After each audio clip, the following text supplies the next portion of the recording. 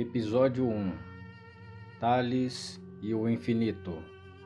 A história demonstra que até o século VI a.C., o Egito e a Babilônia eram referências em cultura e conhecimento. A matemática, a astronomia e a agrimensura compunham uma coleção de resultados empíricos registrados em papiros e tabletes de argila. O conhecimento era transmitido geração após geração e seus detentores eram pessoas privilegiadas, as quais faziam parte das castas mais altas da sociedade. Eram sacerdotes e escribas. Para eles, o conhecimento servia à prática diária e era cultivado por sua utilidade, não para a contemplação e a elevação do espírito humano.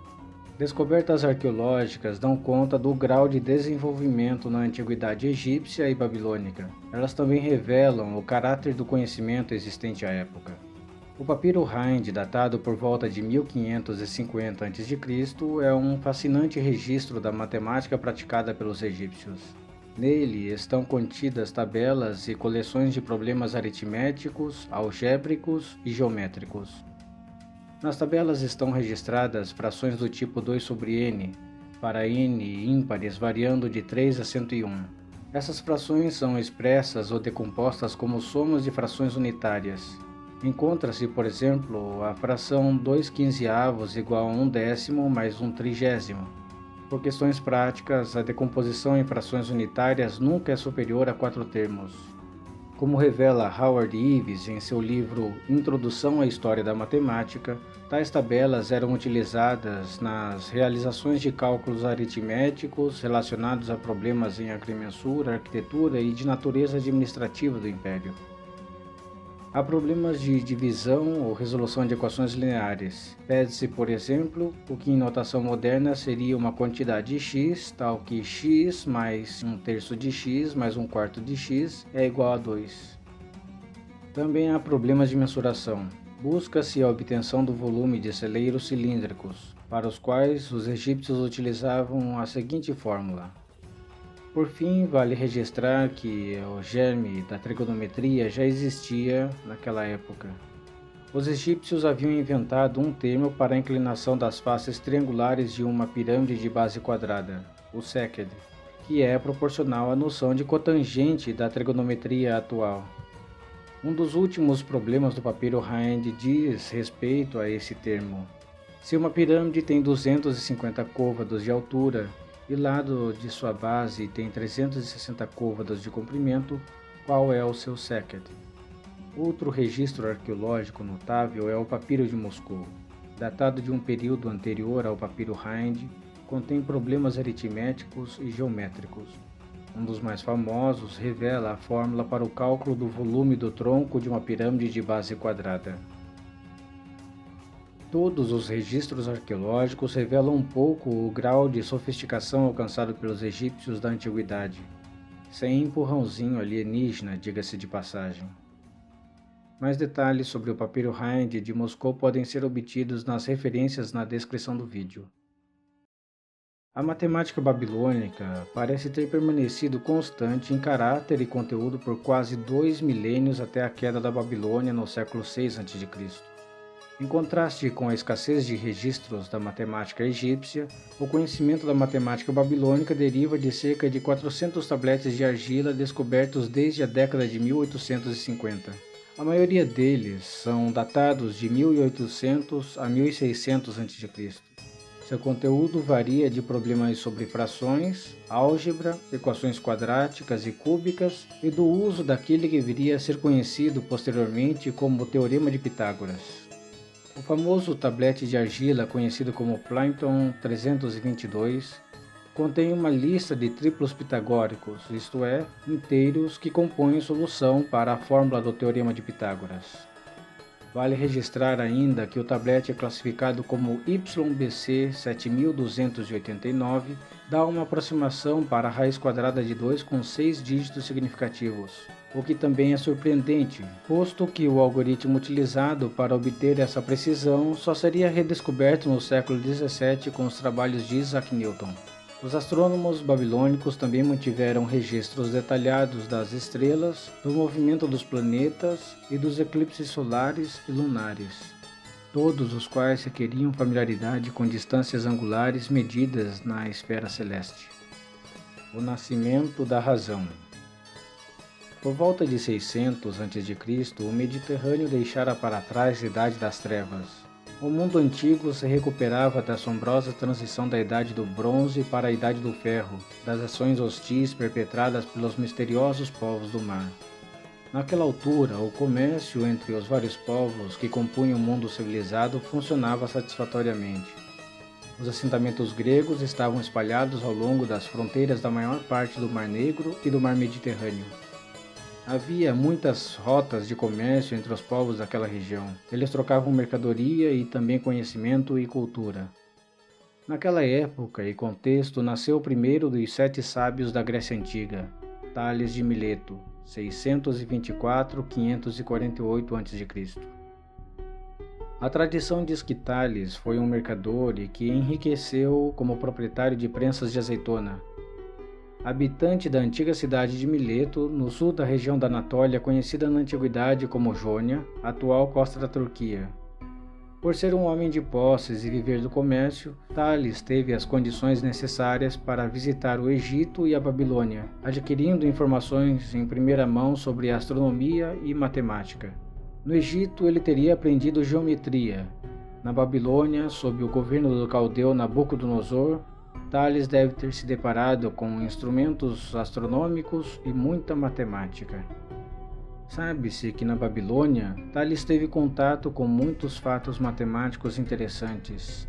Por exemplo, ele teria se deparado com o seguinte fato: se A, B e C são pontos distintos em uma circunferência onde a linha AC é um diâmetro, então o ângulo ABC é um ângulo de 90 graus.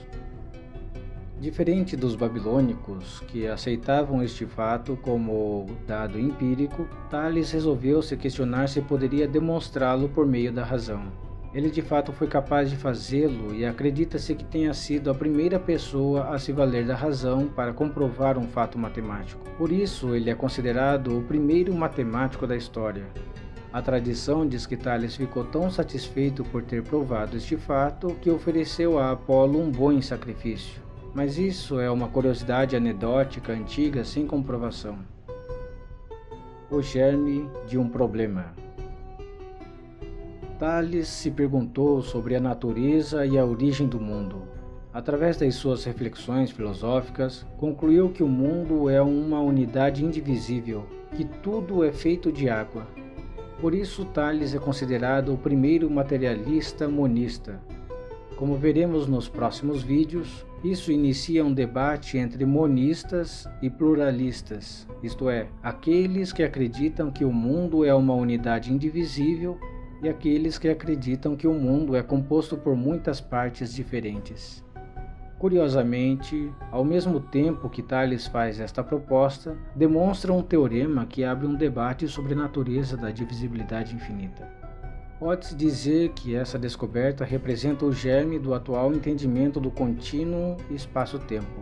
Antes de falar mais sobre essa descoberta, observe que dividir um segmento de reta em 2 partes iguais é um problema muito simples. Utilizando régua e compasso, pode-se fazer o seguinte: construir 2 circunferências com raios iguais ao comprimento do segmento. Se cada circunferência tem como centro uma das extremidades do segmento dado, resulta daí 2 pontos onde ocorrem interseções entre as circunferências. Em seguida, podemos traçar uma reta que passa pelas interseções das circunferências, dividindo o segmento original em 2 partes iguais. Uma pergunta natural que podemos fazer e que foi respondida por Tales é: como podemos dividir o segmento em 3 ou mais partes iguais? Como resolver este problema? Segundo Plutarco, Tales fornece o seguinte teorema, conhecido como Teorema de Tales ou Teorema Básico da Proporcionalidade. Em 2 retas transversais cortando um feixe de retas paralelas, as medidas dos segmentos delimitados nas transversais são proporcionais em correspondência. A tradição diz que Tales, em visita ao Egito, utilizou essa descoberta para calcular a altura das pirâmides. Ele notou que a luz do Sol incide sobre a Terra como um feixe de retas paralelas. Então ele teve a ideia de fixar uma estaca perpendicular ao chão. Medindo a altura da estaca, o comprimento da sombra produzido por ela e pela pirâmide em questão, Thales foi capaz de calcular a altura da pirâmide. Cabe aqui registrar que esta façanha de Thales e a atribuição do teorema a ele chegou a nós pelos relatos de historiadores antigos como Plutarco, Hierônimos, Diógenes Laércio e Plínio. Tales de Mileto, sem dúvidas, deixou uma marca indelével na matemática com suas provas de fatos matemáticos utilizando a razão. Segundo fontes da época, ele morreu aos 78 anos durante a 58ª Olimpíada, que ocorreu por volta de 550 a.C., e sua morte é atribuída à insolação enquanto assistia aos jogos. Quanto ao problema da divisão do segmento de reta, bem, é um problema muito simples. Suponha que queiramos dividir um dado segmento de reta AB em 3 partes iguais. Traçando uma reta R qualquer passando por A, não contendo o próprio segmento, em seguida, utilizando um compasso, podemos construir 3 segmentos de retas de comprimentos iguais sobre a reta R. Depois, traçamos uma reta S que passa pela extremidade B do segmento a qual gostaríamos de dividir em 3 partes e que também passa pelo extremo do terceiro segmento construído na reta R. Para finalizar, construímos o feixe de retas paralelas à reta S. Resulta, pelo teorema de Thales, a divisão do segmento AB em 3 partes iguais. É claro que podemos utilizar este processo para subdividir o segmento de reta dado em tantas partes quanto desejarmos. As consequências dessa singela construção terão repercussões importantes que serão apresentadas mais adiante.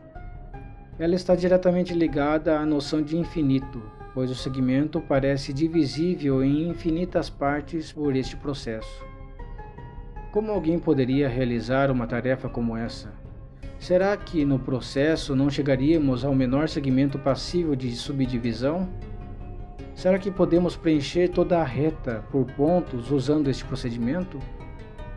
Será que não existe um menor segmento indivisível, um segmento atômico, por assim dizer? Talvez ainda não esteja claro a você porque este fato matemático é importante para a compreensão do conceito de espaço atual. Tudo ficará mais claro no devido tempo. No próximo vídeo avançaremos um pouco mais. Veremos um teorema de importância extrema que revelará todo o seu potencial na obra de Einstein e na geometria moderna. Através dele, no decorrer dos séculos, a cortina que esconde a natureza do espaço é retirada e consequências fascinantes são reveladas. Pitágoras de Samos e seu famoso teorema serão apresentados. Veremos como o teorema de Pitágoras está intimamente relacionado ao teorema de Thales. Veremos também a primeira consequência perturbadora deste resultado que gerou a primeira crise da matemática. Fique conosco. Se inscreva no canal, ative o sininho e deixe seus comentários.